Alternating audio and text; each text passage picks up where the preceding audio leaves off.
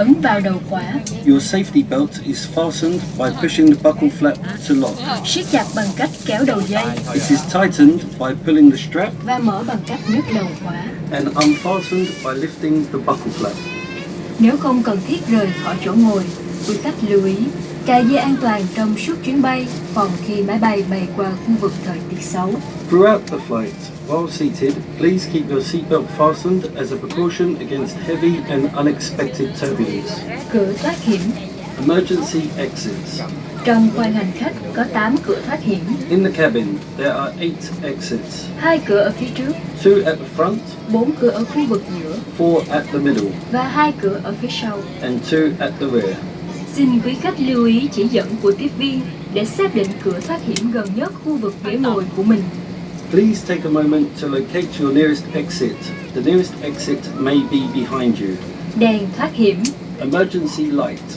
Trong trường hợp khẩn cấp, in case of emergency evacuation, hệ thống đèn thoát hiểm sẽ được bật sáng để dẫn quý khách tới cửa thoát hiểm gần nhất. Emergency light will come on to guide you to the nearest exit. Mặt nạ dưỡng khí. Oxygen mask. Trong trường hợp mất áp suất, in case of decompression, mặt nạ dưỡng khí sẽ tự động rơi xuống từ phía trên ghế ngồi của quý khách và từ trên trần trong buồng vệ sinh. the oxygen mask will drop down from above your seats and from the ceiling in the lavatories. Quý khách ngồi yên tại vị trí. Passenger remain seated. Kéo mạnh mặt nạ gần nhất để kích hoạt hệ thống dưỡng khí. And pull the nearest mask to activate the oxygen flow. Đặt mặt nạ lên mũi và miệng. Place it over your nose and mouth. Choàng dây qua đầu, siết chặt dây. Adjust the elastic band over your head. Thở bình thường và tuân theo chỉ dẫn của tiếp viên. Breathe normally and wait for further instruction. Nếu quý khách đi cùng với em bé, hãy sử dụng mặt nạ cho mình trước và trợ giúp bé sau. If you are traveling with a child, put your mask on first, then help the child. Áo phao. Life vest. Áo phao được đặt dưới ghế ngồi của quý khách. Lưu ý, chỉ sử dụng trong trường hợp thoát hiểm khẩn cấp trên mặt nước. Life vests are located under your seats, are only to be used in case of emergency evacuation on water.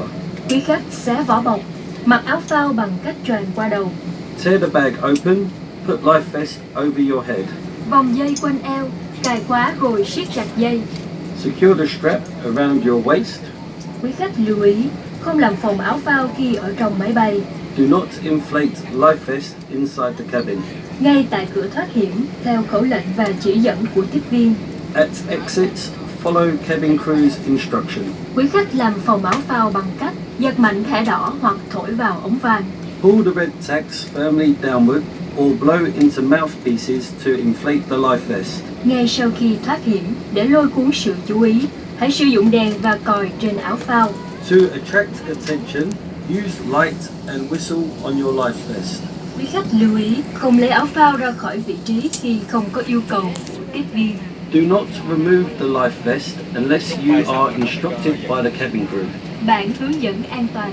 Safety card.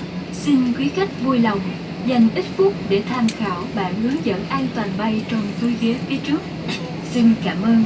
Now, please take a few moments to read the safety card in the seat pockets in front of you or next to your seats. Thank you.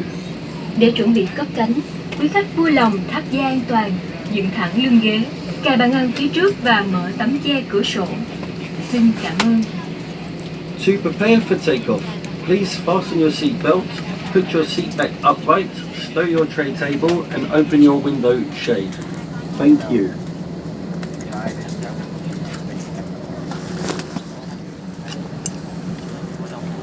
Để cái vỏ lên trên.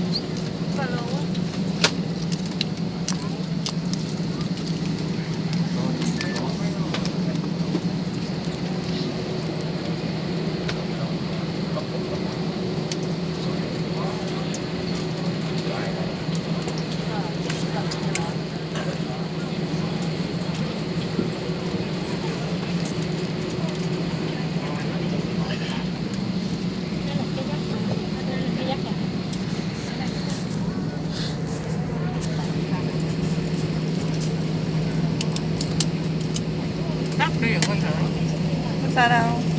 Dài quá rồi. Rồi tăng cũng được. Mới có 5 phút à. Tắt